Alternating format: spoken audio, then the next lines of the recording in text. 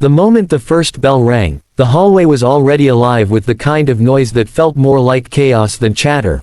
Lockers slammed shut, sneakers squeaked against polished floors, laughter echoed in jagged bursts, and somewhere down the hall a boy's voice rang out in mockery. But in the midst of all that noise, one girl kept her head down, clutching the strap of her worn backpack like it was the only thing tethering her to the ground. That girl was Lily Tran. 17 years old, slim, with dark hair she always let fall in front of her face, and the kind of quiet presence that made her invisible to most, except to the ones who liked to target the invisible. Lily wasn't shy because she wanted to be. She was shy because, in this school, every time she had tried to stand out, someone made sure she regretted it. The last time she'd spoken up in class, a cruel voice from the back had called her Mouse, and the nickname had followed her for months. The teachers noticed but never did enough. And the ones who should have been her friends, weren't. It was safer to blend into the background, safer to move like a shadow.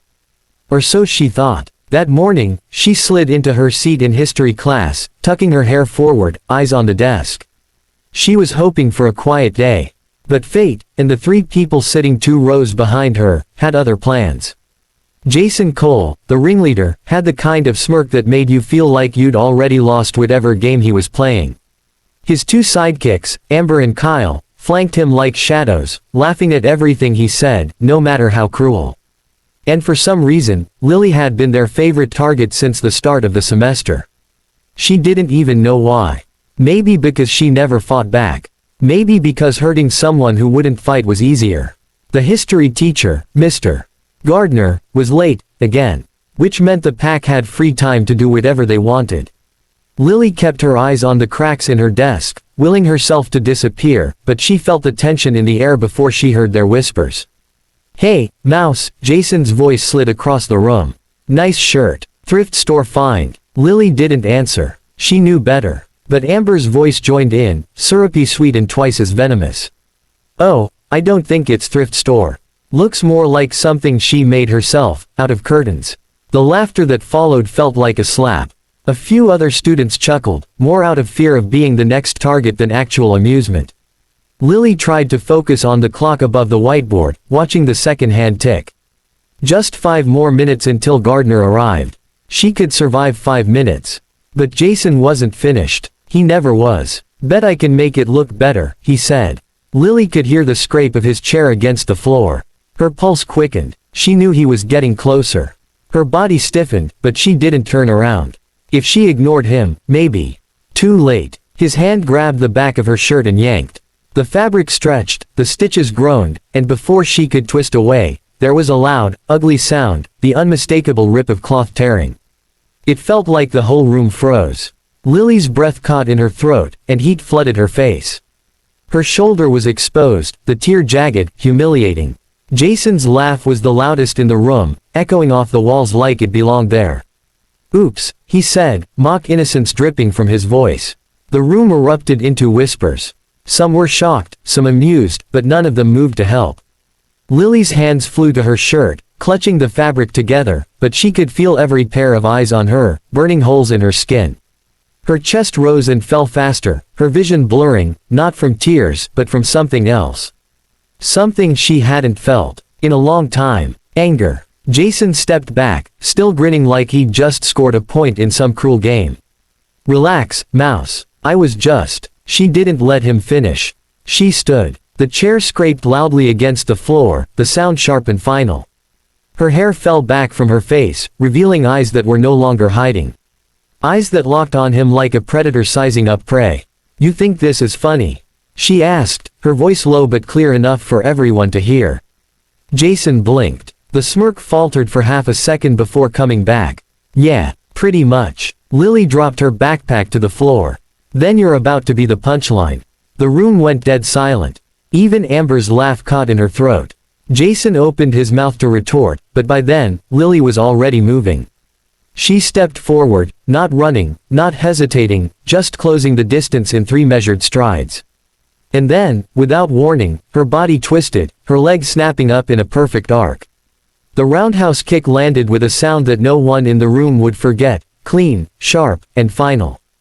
Jason staggered back, the chair behind him tipping over with a crash. His hands flew to his face, eyes wide with shock. For a second, no one moved. No one spoke. The only sound was Jason's ragged breathing and the faint hum of the overhead lights. Lily stood there, shoulders squared, breathing steady, the torn shirt forgotten. She didn't look at anyone else, her eyes stayed on Jason. "Touch me again," she said quietly, "and see what happens." And then, just as the door opened and Mr. Gardner stepped in, the bell rang. The class was still frozen, the air thick with disbelief. Lily grabbed her backpack, slung it over her shoulder, and walked out without another word. The whispers started before the door even swung shut behind her. By lunchtime, the story had already spread. Some swore she'd knocked Jason's tooth loose. Others claimed she'd trained in martial arts for years, waiting for the right moment. The truth didn't matter. What mattered was that the shy girl with the curtain shirt had just silenced the loudest bully in the school, with one move. But Lily knew this wasn't over. Not by a long shot. The next morning, Lily knew before she even stepped into the building that the day wouldn't be normal. It wasn't just the looks she got from kids loitering by the front steps, or the way conversations seemed to stop when she walked by. It was the electricity in the air, the unspoken tension that clung to her skin. Yesterday's kick had become the school's latest legend. And legends didn't fade overnight. The moment she stepped into the hallway, she felt it, eyes on her from every direction. A group of freshmen whispered behind their hands. A senior girl she didn't know gave her a small nod of approval. Even the janitor seemed to glance at her twice. Lily kept her head up this time, not hiding behind her hair. Something in her had shifted after yesterday. The girl who avoided attention had tasted what it felt like to stand her ground, and it was addictive. But she also knew Jason wouldn't let it go. Jason Cole had ruled this school's social food chain for years, not because he was the smartest or the strongest, but because he was ruthless. Humiliation was his currency, and Lily had cost him more than his pride yesterday. She'd shattered his untouchable image. And guys like Jason didn't forgive or forget. By the time third period rolled around, she got her first taste of his revenge. She opened her locker to find it stuffed with shredded paper, dripping with something sticky and sweet. The smell hit her immediately, soda mixed with syrup. Her books were soaked, her notes ruined. A folded piece of paper sat right on top of the mess. She didn't have to open it to know who it was from. Still, she unfolded it with steady hands. One word, written in thick black marker, payback. Her pulse quickened, but she refused to give him the satisfaction of seeing her rattled. She cleaned out what she could, slammed the locker shut, and headed to class. She wouldn't hide. Not this time. By lunch, the whispers had turned into open stares. She heard fragments of conversations as she walked by. She's gonna get it. No one humiliates Jason like that. Bet she won't try that kick again. She sat at an empty table, unwrapping a sandwich she barely had the appetite for. That's when Amber slid into the seat across from her. Perfect hair, perfect smile, but her eyes were sharp as glass. "Lily," Amber said, drawing out the syllables like she was tasting them. "You really think you're some kind of hero now?" Lily didn't look up. "No, I just don't let people rip my clothes." Amber's smile didn't falter, but her voice turned colder. "You humiliated him in front of the whole class. Do you know what that does to someone like Jason? He's not just gonna let it slide. And when he hits back, it's gonna hurt." Lily finally met her gaze. "Tell him to save his threats. I'm not scared." Amber's smirk deepened. "Oh, you will be." She stood and walked away, leaving her words hanging in the air like a dark cloud. The rest of the day was quiet, too quiet. Jason wasn't in any of her classes. She almost started to believe maybe he'd decided to drop it. But when the final bell rang, she found out the truth. The courtyard was nearly empty when she stepped outside. The late afternoon sun cast long shadows over the cracked pavement. She was halfway to the gates when a voice stopped her. "Going somewhere, mouse." She turned. Jason was leaning against the wall, arms crossed. His lip was swollen from yesterday, a faint bruise forming along his cheekbone. Behind him stood Kyle and Amber, blocking the only other exit. Lily's heartbeat picked up, but her face stayed calm. "Move." Jason laughed softly, but there was no humor in it.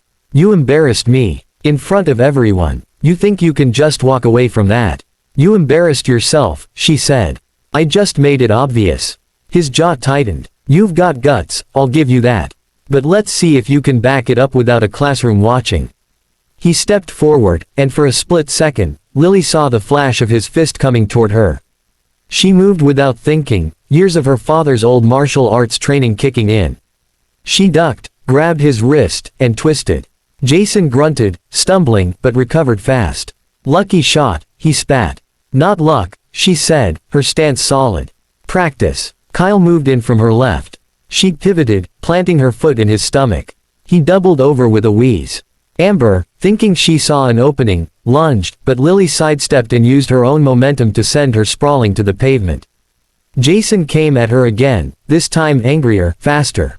Their movements blurred, blocks, strikes, dodges. It wasn't clean or pretty, but it was raw, fueled by adrenaline.